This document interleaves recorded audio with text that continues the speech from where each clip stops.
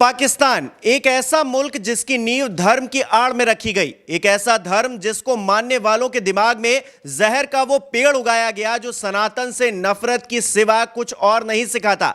खाने को भले ही लाने पड़े हों, लेकिन हिंदुस्तान से और हिंदुस्तानियों से नफरत फिर भी छूट नहीं रही। पाकिस्तानी दुनिया के किसी भी हिस्से में हो, कितने भी बड़े तुर्रम खां बन जाएं, लेकिन आपको हमेशा उनकी मानसिकता कचरे के ढेर जैसी ही मिलेगी। इसका एक नमूना आपको देता हूं। चैंपियंस ट्रॉफी 2025 की मेजबानी पाकिस्तान कर रहा है। यह बात अलग है कि भारत से हारते ही पाकिस्तान की टीम टूर्नामेंट से बाहर हो गई है, लेकिन सवाल यहां हार जीत का नहीं बल्कि कचरे वाली सोच का है। इस वक्त टीम की कप्तानी मोहम्मद रिजवान के हाथों में है। इस टीम का हिस्सा इमाम उल हक भी हैं। इन्होंने लीडरशिप के सवाल पर एक इंटरव्यू में कुछ ऐसी बातों का खुलासा किया है जिसे सुनकर आपका भी खून खौल उठेगा। इमाम उल हक सीना चौड़ा करके बताते हैं कि लीडरशिप में मैं रिजवान भाई का नाम लेना चाहूंगा, क्योंकि वो नमाज के वक्त सभी खिलाड़ियों को जमा कर देते हैं।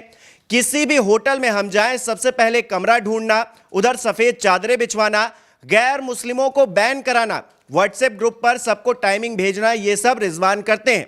अब आप खुद ही सोचिए कि धर्म के नाम पर अंधे हो चुके पाकिस्तानियों का भविष्य कैसा होगा जब सोच ऐसी है। मोहम्मद रिजवान नमाज पढ़ने वाली जगह पर खासतौर पर हिंदुओं को बर्दाश्त नहीं कर सकते, तो इनसे अमन चैन की क्या ही उम्मीद की जाए।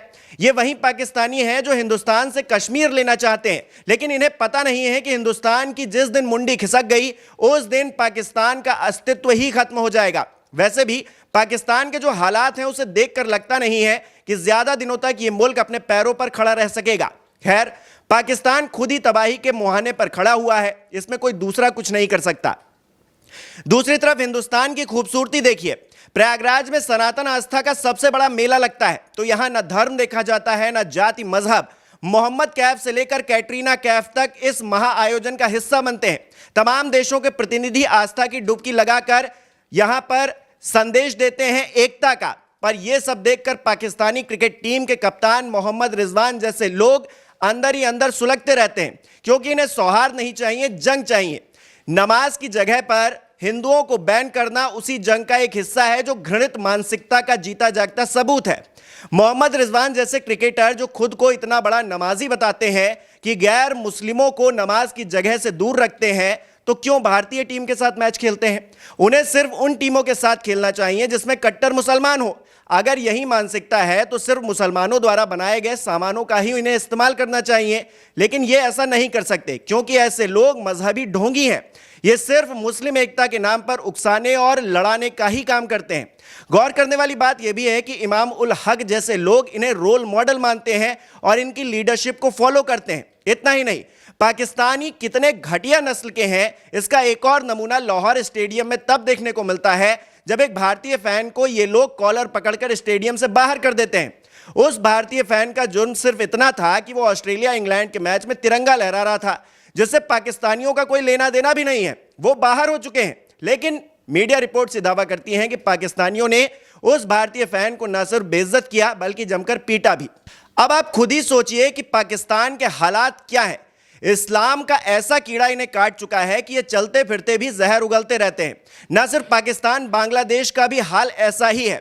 हिंदुओं से नफरत में पागल बांग्लादेश के मुसलमान हिंदुओं पर अत्याचार की हदों को पार कर रहे हैं, और यहां भी हिंदुस्तान की दरिया दिली देखिए कि वहां से भाग कर आई शेख हसीना को हमने पनाह दे रखी है। वो महिला खुद उन जल्लादों से बचकर गैर मुल्क में अपने आप को सुरक्षित महसूस कर रही है। तो सोचिए वहां के हालात और यहां के हालात कैसे हैं। लेकिन सनातनी होने के नाते कठिन से कठिन परिस्थिति में हम उम्मीद की किरण को तलाशने का काम नहीं छोड़ते। पर इस बार चेतावनी के साथ हिंदुस्तान, हिंदू और सनातन विरोधियों, ये कान खोलकर सुन लें कि कृष्ण भगवान ने भी शिशुपाल को 100 अपराधों के लिए क्षमा किया था, लेकिन जैसे ही 101वां अपराध हुआ, सुदर्शन चक्र ने शिशुपाल की गर्दन उतार ली थी।